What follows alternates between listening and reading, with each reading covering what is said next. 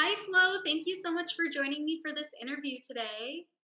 Hi, Sam. I'm so happy to be here. I'm super excited. Me too.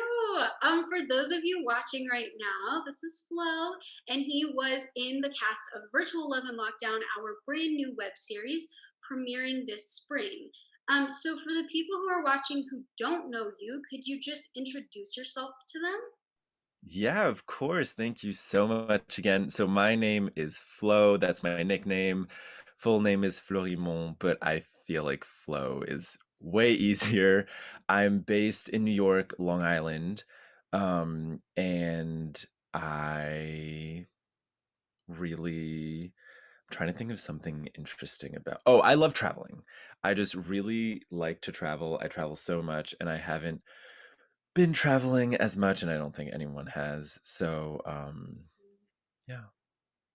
Yeah, I love to travel too. It's been a sad year of not traveling, which feels so strange because that's just like part of who I am. But so you play Adam in the show, and I Oh love. yes, I play Adam in the show. That was something I was supposed to mention. I play Adam in the show. No, don't worry. So you play Adam in the show. This is it's perfect because it goes into my next question. So what I want to know is how are you and Adam similar and different, and how do you bring who you are to the role and to just the script in general? Yeah, I think my take on who Adam is like he is genuine, goofy, like vulnerable at times, but also I don't know, it's just there's a side to him that is very easygoing and open when it is light and funny, and when it kind of gets more serious, that's when his reserved side comes out. And I think to a certain extent I am that way. I think that I'm able to get along with almost anybody. Like I love talking, laughing, and I'll like instantly try to find relatable things Yeah, with someone else. me too. Um, yeah, right. Just to like get to know someone else, and I love really high energy, outgoing situations and people. So I think in terms of that, Adam's fairly similar, just because from what I got from him, he really is just super open. But I also do agree that um I probably don't like share too much about my personal life, and I think that um that is kind of who Adam is. And I also think that there are so many moments to explore with Adam's character in terms of how like goofy and funny he is, and that's really part of who I am, and I love to laugh. And there are times where I'm like genuinely like enjoying and experiencing what is going on with Adam while also, playing his character. So I think in terms of that, I was able to just find a lot of fun in it. Oh, I agree. I feel like when we filmed, it was just like really fun. Like Yeah. the energy was great. I feel like both kind of just dove straight in and vibed. And I feel like you really connected with just like the, like Adam, I feel like is very relatable. And you understood that the text is relatable. He's like a relatable character. Just be yourself, kind of while still like playing the character, you're also just bringing a lot of who you were to it, and I love that because I feel like it made it the whole episode that we worked on just feel like very natural and almost like real life, which I think is the best. And like I said, we were really just like, and I feel like the high energy just really kept the episode going. It was more fun. So Yeah, with like so much nuance embedded within every single part of the episode that we were working on. So I think yeah, it was definitely so real in all of those different facets. totally, I agree. I feel like you can tell so much about these two characters, Katie and Adam's like fictional relationship, all of the little like nuances and everything they've experienced through what we did, even though it was like, first of all, very short episode, but also just like we did have such high energy and we were like just vibing even, but you could tell because like the work was there. We knew you did the like character work. You're like, okay, how can I go about this and how can I bring myself to it? And I feel like we talked about it a lot too. You asked me lots of questions, and I feel like that really helped because you really understood where Adam was coming from, and I think Yeah. that's important. So Yeah. And also, like, because you were so communicative and in terms of your process and your thinking, as a writer and director, like, it really helped. It really, really helped. So, that's that's what I want. I want like because otherwise people won't be able to understand my thoughts. So I have to be like, okay, this is where I'm coming from. Where are you coming from? Like, find a middle ground because I do, sometimes think, oh, maybe like I'm thinking this thing, but I haven't said it out loud. So they have no idea. So I think it's good for us to, talk about those ideas and concepts and just where the characters are at and like make sure we're on the same page, but then also give you the freedom to just play and make choices. yeah. Yeah. 100. Okay, so my next question is, and I feel like we kind of covered this already, but do you think that people will be able to relate to Katie and Adam's experiences? Um, Quarantine, dating, all of the above. Yeah. Yeah. I think whether or not you are dating during this point in time, if you are single or not, if you are using the certain like dating platforms, like I think whatever it is, people have people have changed the way that they interact Mm, with whoever it is that they interact with during this time. And I think that virtual love and lockdown is just kind of a zoom, not a play on words, but like it kind of like focuses in on that one specific thing, which is like online dating. And yeah. I think it's just even so much more important because everyone was so lonely during this period. And there are some pros and cons to online dating. Like, you don't have to like get super dressed up and go somewhere and have to like sit through a date that potentially might be a miss.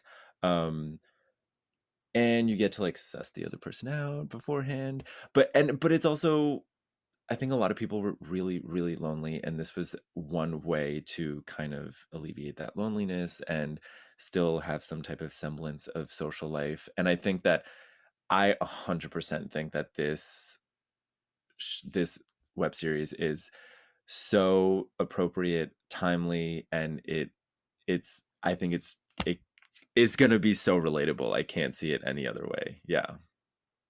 Amazing. Yes, I agree. I feel like I mean hopefully people will relate to it. I feel like you said, even if people haven't been dating during this time, it doesn't matter, I think, the age group that'll be watching because everybody has either experienced it with their work or trying to zoom their family members or yeah, like everyday things, or people who are really, dating during this time period. Because I think the fact of the matter is everyone's looking for human connection.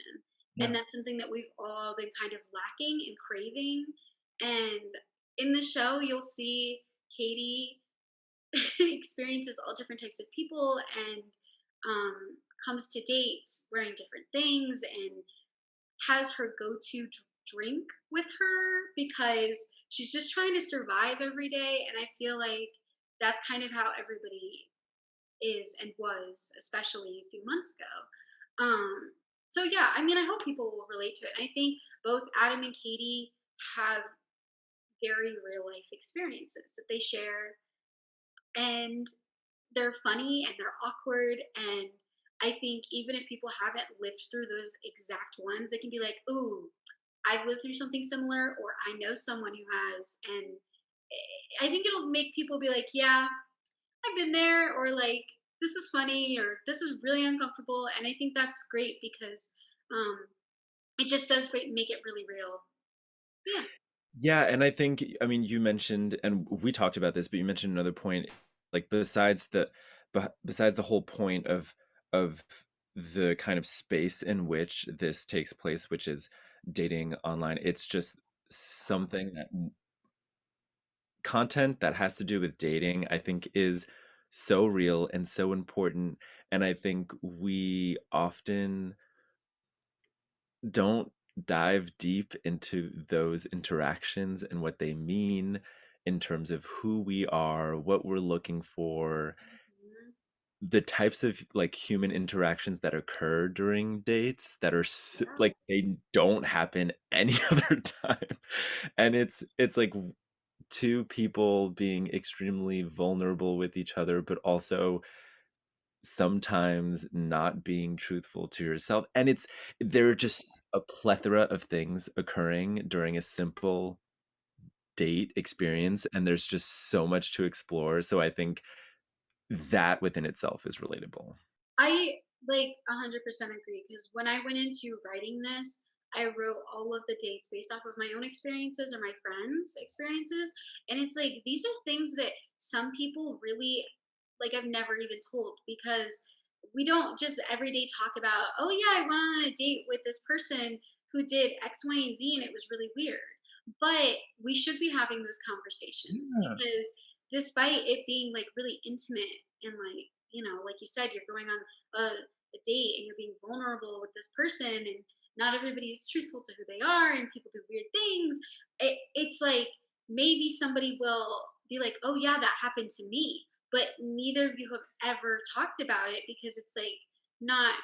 I don't know. People don't really talk about those types of interactions, but I think we have all gone through dates or just interactions with coworkers or anybody, and it's been interesting, and I feel like sharing these awkward stories is it's relatable and it's going to be funny, so I'm excited. Yeah. And I'm going to bring up one last point is that there it I'm a strong supporter of dating. I think it's healthy, and I think it is something that people need to be doing all the time and never stop, just because you get to like practice meeting new people and putting yourself out there. And I feel like it's been associated so much with like disaster and like embarrassment sometimes, and it can scare people away, and I totally get that. I've been there. But I think that even within, like, now that dating has changed and it's not necessarily in person, like through a platform like Zoom, there's something beautiful about dating, and without even thinking about the result of like what could happen, but just there are just some dates where you might never end up with that person, or you might nothing will come out of it, but it is still two people connecting and something beautiful can happen. And the fact that that can still happen over Zoom and that the human connection can still occur is great. Yeah, totally. I feel like having that human connection and also just sometimes meeting somebody that has changed your perspective in some sort of way Yeah. is just so awesome. And I think the power of connecting with people from across the world that we have right now, like for me as an artist, getting to work with even in the show, people in different countries, because we have people in different countries who are part of the cast. And I think that alone just is so incredible and like life changing. So I agree just 100%. Okay, so my next question is I mean, we've been talking about the pandemic this entire time, but what has it been like for you, Flo, working in this new normal virtual productions as opposed to in-person productions? And then what was it like specifically working on our show on Zoom? That is a very good question.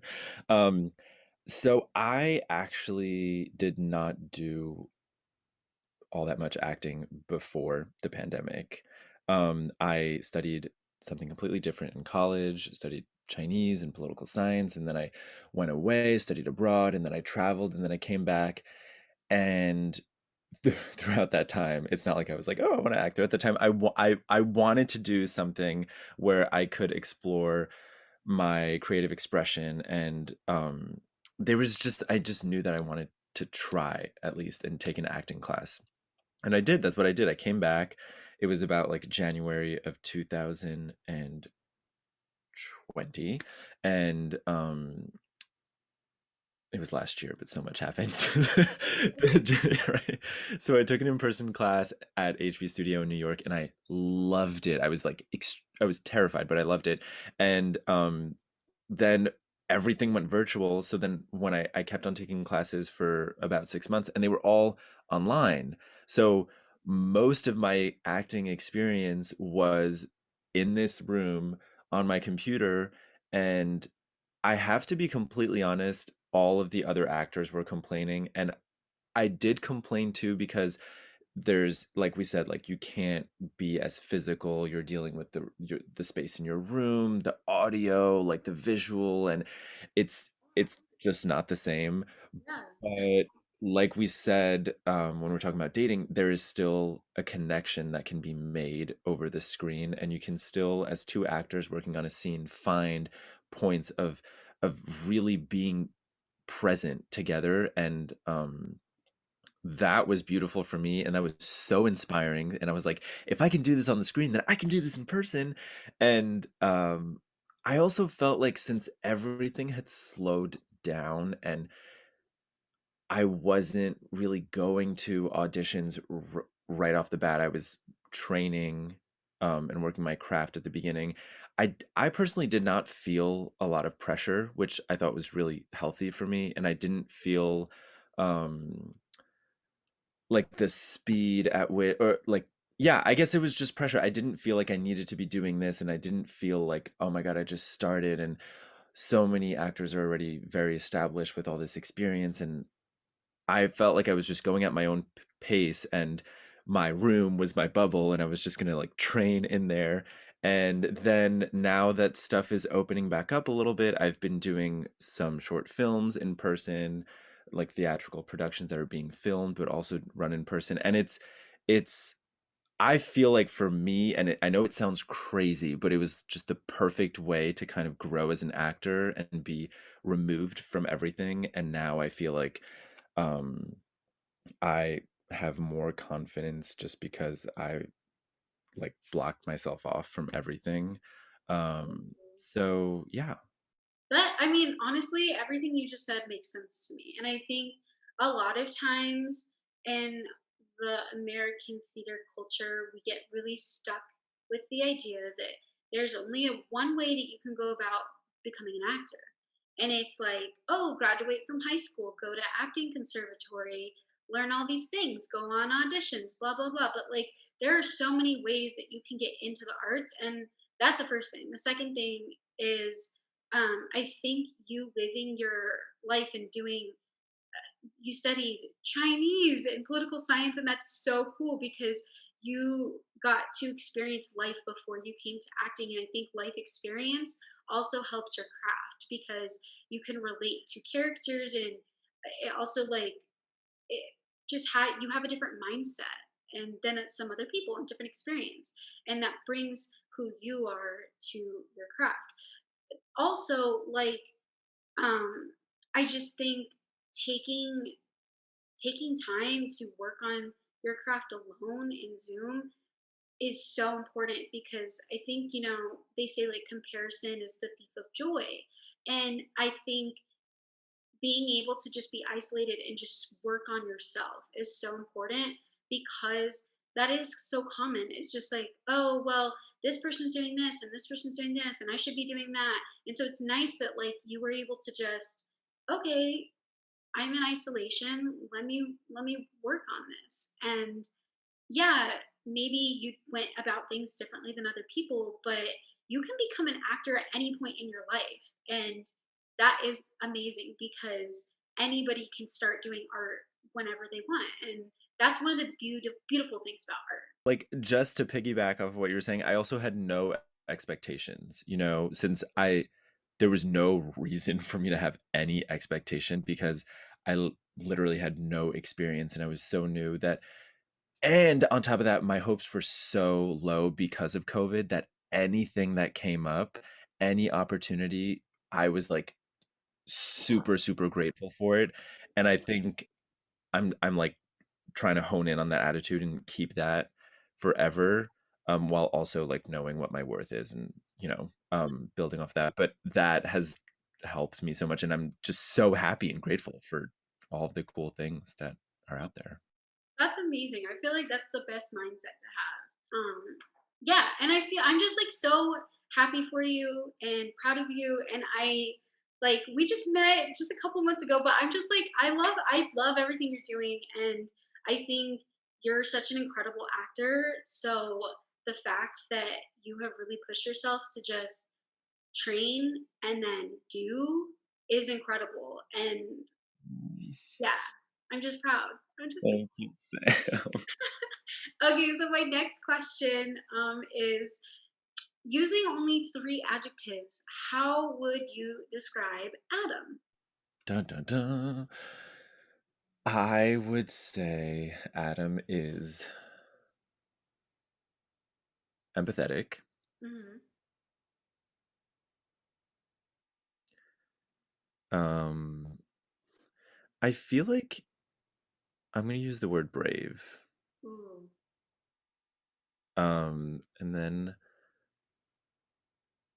And then you know what? We're just gonna go with goofy. I feel like all three of those are great. Yeah, he's super goofy, and I know it wasn't like a big one, but I feel like I'm gonna use it.